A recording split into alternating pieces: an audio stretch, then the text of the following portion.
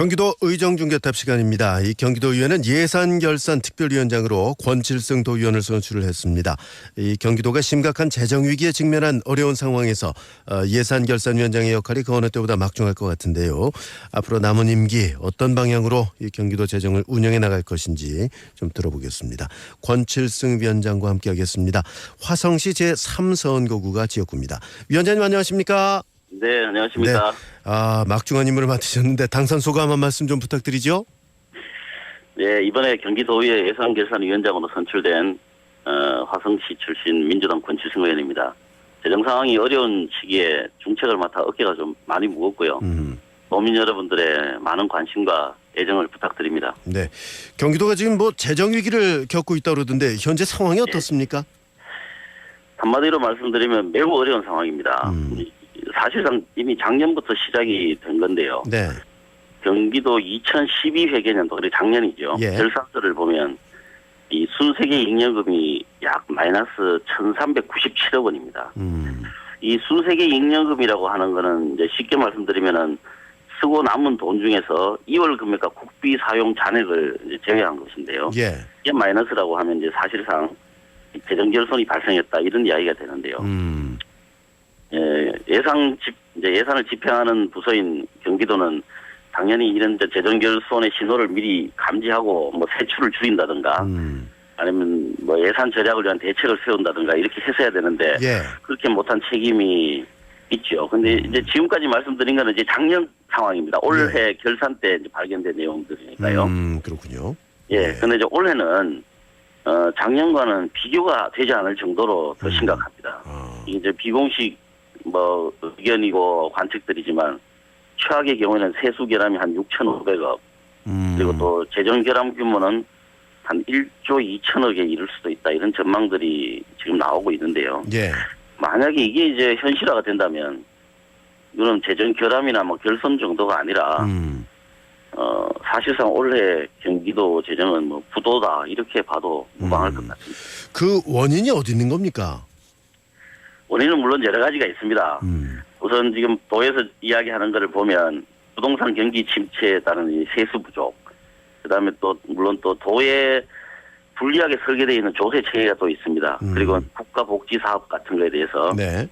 자치단체가 강제적으로 예산 분담을 하게 되는 제도적인 측면 이런 것들도 물론 큰 원인인 것은 사실입니다. 네. 그러나 이런 외부적 요인이 전부 다일 수는 없는 것이죠. 최근 재정 상황에 대해서 경기도가 이렇게 외부적으로 하는 입장이나 언급들을 보면은 네. 이런 이제 외부적인 요인들, 구체적으로는 세수 부족 현상을 재정 결함의 모든 원인인 것처럼 이렇게 몰아가고 있는데요. 그러나 사실 더 큰 근본 원인을 찾아본다면은 올해 예산을 잘못 편성한 겁니다. 다시 말해서 살림살이를 계획을 잘못한 것이죠. 예. 이제 우선 세수 추계가 잘못되었고 또 세출 예산을 잘못 편성한 것입니다. 네. 한 가지 제가 이제 예를 들어보겠습니다. 그러시죠. 예, 김문수 지사는 올해 3월 15일 날 이미 재정 절벽을 우려하는 이제 발언을 했고 경기도가 비상경영체제 TF팀을 구성했습니다. 네. 그러니까 경기도 예산이 통과되고 석 달 만에 비상경영체제에 도입했다는 이야기가 되거든요.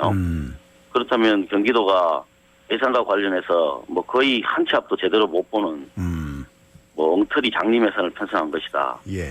이런 비난을 들어도 지금 할 말이 없게 생겼습니다. 네. 그래서 저는 경기도의 이 잘못된 예산 편성, 그리고 예산 관리와 재정 실패, 이것이 바로 현재 재정 위기의 가장 큰 원인이다 이렇게 진단하고 있습니다. 예. 그러니까 외부적인 요인을 빼고 생각을 해도 상당히 문제가 많았다 이렇게 보시는군요. 네. 그렇다면 이 재정 위기 극복을 위한 방안을 좀 마련하고 계시는지요? 예, 위기 극복의 첫째 수순은 우선 이런 이제 대규모 감액 추경, 재정 절벽, 재정 파탄을 야기한 김문수 지사가 우선 도민에게 사과해야 됩니다. 그리고 이제 이런 상황이 발생하게 된 경위와 책임을 좀 명백히 밝히는 것이죠. 네. 경기도의 수장이니까 김문수 지사가 살림에 대해서 이제 사과하고 하는 것은 설명이 필요 없을 정도로 당연한 것일 테고요. 또 실제로 예산을 편성하고 모든 정보와 집행력을 가진 게 이제 경기도니까 경기도에서 우선 경위와 책임을 밝혀내는 것 또한 당연하다고 생각합니다. 네.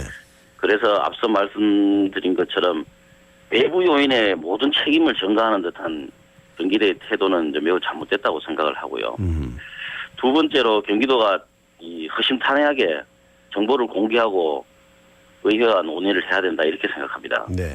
그래야만 지금 예산 집행 사업 중에서 불효불급하고 또 방만하게 사용될 여지가 있는 그런 예산들, 그런 사업에 대한 과감한 구조조정이 가능할 것입니다. 의회를 습득하지 못하면 사실 불가능하거든요. 그래서 이제 순간의 위기를 극복하기 위해서 뭐 여러 가지 사업에 대해서 뭐 일률적으로 삭감을 한다든가, 네. 또 뭐 책임 회피식으로 그 이제 뭐 지급 시기를 유예한다든가 이런 편법을 동원한다면은 이게 이제 결국에 미래에다가 모든 부담을 또 떠넘기는 거거든요. 이제 그렇게 되면은 이제 효율적인 자원 보분을 해야 되는 이 재정 활동의 근본적인 취지가 역행하게 됩니다. 네, 그래서 경기도가 이런 두 가지는 기본적으로 해야 될 일이다, 책임이다 이렇게 생각합니다. 네, 그러니까 집행부 내의 책임 소재를 먼저 규명을 해야 되겠다는 말씀이군요. 그렇습니다. 네. 예. 자, 화제를 좀 바꿔 보겠습니다. 이 경기도와 경기도교육청이 학교 용지 부담금 문제로 상당히 오랫동안 지금 갈등을 빚고 있지 않습니까? 예. 자, 이 문제는 어떻게 봐야 될까요? 이게 지금 도민 여러분들에게 참 말씀드리기가 좀 민망한 내용이지만, 네. 이 경기도청하고 경기교육청 이 양 기관이 서로에 대한 불신과 감정의 골이 매우 깊습니다. 네. 네, 이 학교 용지에 대해서는, 용지 부담금에 대해서는 우선적으로 2011년 6월 30일 날 경기도하고 도교육청이 경기도의회 중재하에서 이 공동 협력문이라는 것을 작성한 바가 있습니다. 네. 이제 그에 따르면은 2021년까지 경기도가 경기도 교육청에 대해서 학교 용지 부담금을 1조 9,277억 원입니다. 그 양. 네. 그것을 이제 분할 전출하기로 이게 큰 틀에서 합의가 되어 있습니다. 예. 그래서 이제 기본적으로는 이 공동 협력문의 내용과 정신이 존중되어야 하는데요. 그래서 학교 용지 부담금 자체를 뭐 지급을 하느냐 안 하느냐 이런 거는 문제가 될 수가 없습니다. 예. 다만 이제 경기도가 지금 재정상 어려움이 발생하면서 양 기관 간의 이제 지급 시기와 금액에 대한 입장 차이, 또 공동 협력문에 대한 해석의 차이, 뭐 이런 것들이 이제 불거지기 시작하고 있는 그런 상황인데요. 네. 경기도는 이제 상황이 어렵다 보니까 뭐 어떻게든지 상환 시기를 좀 늦추고 뭐 그런 방법을 이리저리 찾다 보니까 교육청과 이제 갈등이 자꾸 발생하고 있고요. 최근에는 학교용지 부담금의 이 진정한 채권자가 LH공사입니다. 네, LH공사에 대해서 직접 납부하는 조건, 그 조건으로 3천억 원 가량을 이제 2년 정도 지급을 유예하는 그런 공유지체까지 만들어서 LH와 지금 협상 중이잖아요. 근데 예. 쉽지 않을 것으로 보입니다. 그리고 정치적으로 봐도 파기지사에게 이 부담을 넘기는 거기 때문에 그 자체도 좀 용인하기가 좀 쉽지 않은 그런 내용이 아닌가 싶습니다. 네. 자, 오늘 말씀 잘 들었고요. 이 예산결산위원장의 막중한 임무를 맡으셨는데 일 잘하시길 바랍니다. 고맙습니다. 감사합니다. 네, 고맙습니다. 네. 경기도 의정중개탑이었습니다. 경기도의회 권칠승 예산결산위원장과 말씀 나눴습니다. 경기도 의정중개탑 시간입니다. 이 경기도의회는 예산결산특별위원장으로 권칠승 도의원을 선출을 했습니다.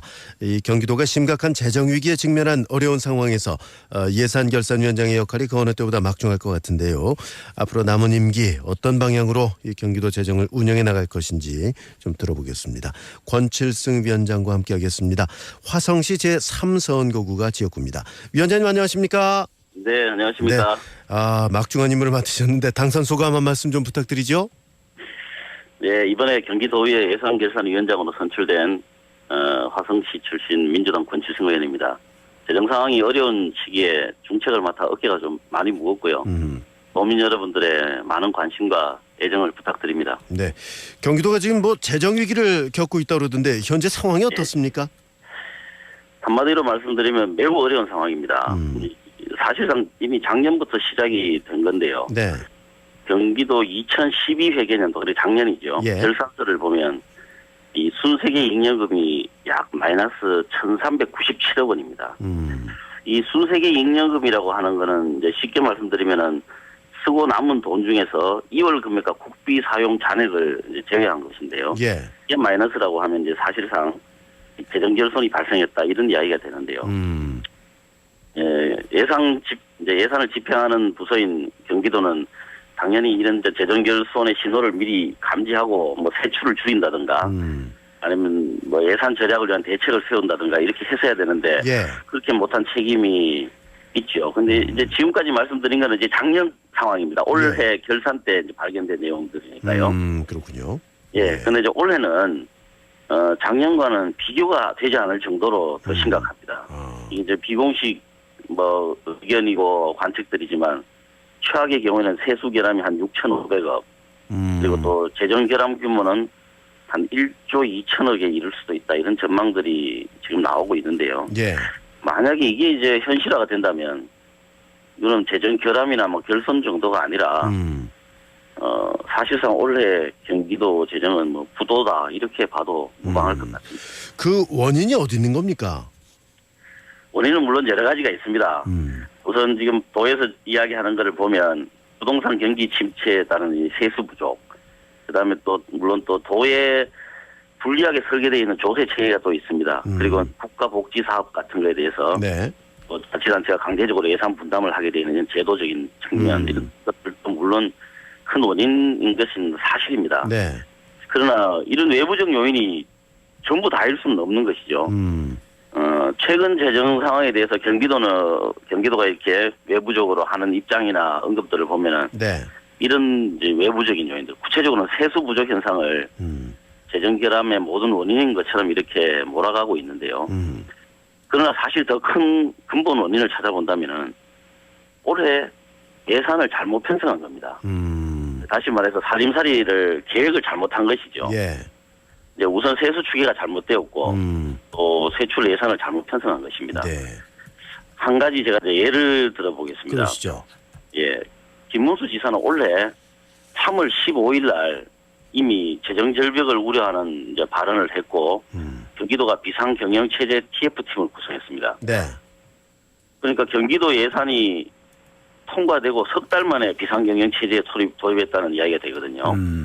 그렇다면 경기도가 예산과 관련해서 뭐 거의 한 치 앞도 제대로 못 보는 뭐 엉터리 장림 예산을 편성한 것이다. 예. 뭐 이런 비난을 들어도 지금 할 말이 없게 생겼습니다. 네. 그래서 저는 경기도의 이 잘못된 예산 편성, 그리고 예산 관리와 재정 실패, 이것이 바로 현재 재정 위기의 가장 큰 원인이다 이렇게 진단하고 있습니다. 예. 그러니까 외부적인 요인을 빼고 생각을 해도 상당히 문제가 많았다 이렇게 보시는군요. 네. 그렇다면 이 재정 위기 극복을 위한 방안을 좀 마련하고 계시는지요? 예, 위기 극복의 뭐 첫째 수순은 우선 이런 이제 대규모 감액 추경, 뭐 재정 절벽, 재정 파탄을 야기한 김문수 지사가 우선 도민에게 사과해야 됩니다. 그리고 이제 이런 상황이 발생하게 된 경위와 책임을 좀 명백히 밝히는 것이죠. 네. 경기도의 수장이니까 김문수 지사가 살림에 대해서 이제 사과하고 하는 것은 뭐 설명이 필요 없을 정도로 당연한 것일 테고요. 또 실제로 예산을 편성하고 모든 정보와 집행력을 가진 게 이제 경기도니까 경기도에서 우선 경위와 책임을 밝혀내는 것 또한 당연하다고 생각합니다. 네. 그래서 앞서 말씀드린 것처럼 외부 요인의 모든 책임을 전가하는 듯한 경기도의 태도는 이제 매우 잘못됐다고 생각을 하고요.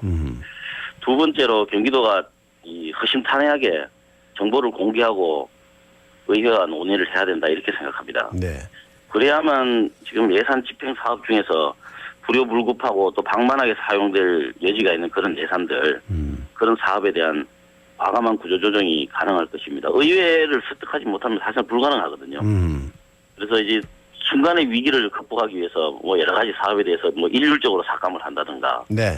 또 뭐 책임 회피식으로 그 이제 뭐 지급 시기를 유예한다든가 이런 편법을 동원한다면은 이게 이제 결국에 미래에다가 모든 부담을 또 떠넘기는 거거든요. 이제 그렇게 되면은 이제 효율적인 자원 보분을 해야 되는 이 재정 활동의 근본적인 취지가 역행하게 됩니다. 네, 그래서 경기도가 이런 두 가지는 기본적으로 해야 될 일이다. 책임이다 이렇게 생각합니다. 네, 그러니까 집행부 내의 책임 소재를 먼저 규명을 해야 되겠다는 말씀이군요. 그렇습니다. 네. 예. 자, 화제를 좀 바꿔 보겠습니다. 이 경기도와 경기도교육청이 학교 용지 부담금 문제로 상당히 오랫동안 좀 갈등을 빚고 있지 않습니까? 예. 자, 이 문제는 어떻게 봐야 될까요? 이게 지금 도민 여러분들에게 참 말씀드리기가 좀 민망한 내용이지만 네. 이 경기도청하고 경기교육청 이 양 기관이 서로에 대한 불신과 감정의 골이 매우 깊습니다. 네. 네, 이 학교 용지에 대해서는 용지 부담금에 대해서는 우선적으로 2011년 6월 30일 날 경기도하고 도교육청이 경기도의회 중재하에서 이 공동 협력문이라는 것을 작성한 바가 있습니다. 네. 이제 그에 따르면은 2021년까지 경기도가 경기도 교육청에 대해서 학교 용지 부담금을 1조 9,277억 원입니다. 그 양. 네. 그것을 이제 분할 전출하기로 이게 큰 틀에서 합의가 되어 있습니다. 예. 그래서 이제 기본적으로는 이 공동협력문의 내용과 정신이 존중되어야 하는데요. 그래서 학교 용지 부담금 자체를 뭐 지급을 하느냐 안 하느냐 이런 거는 문제가 될 수가 없습니다. 예. 다만 이제 경기도가 지금 재정상 어려움이 발생하면서 양 기관 간의 이제 지급 시기와 금액에 대한 입장 차이, 또 공동협력문에 대한 해석의 차이, 뭐 이런 것들이 이제 불거지기 시작하고 있는 그런 상황인데요. 네. 경기도는 이제 상황이 어렵다 보니까 뭐 어떻게든지 상환 시기를 좀 늦추고 뭐 그런 방법을 이리저리 찾다 보니까 교육청과 이제 갈등이 자꾸 발생하고 있고요. 최근에는 학교용지 부담금의 이 진정한 채권자가 LH공사입니다. LH공사에 대해서 직접 납부하는 조건, 그 조건으로 3천억 원 가량을 이제 2년 정도 지급을 유예하는 그런 이제 국료지체까지 만들어서 LH와 지금 협상 중이잖아요. 근데 네. 쉽지 않을 것으로 보입니다. 그리고 정치적으로 봐도 타기지사에게 이 부담을 넘기는 거기 때문에 그 자체도 좀 용인하기가 좀 쉽지 않은 그런 내용이 아닌가 싶습니다. 네.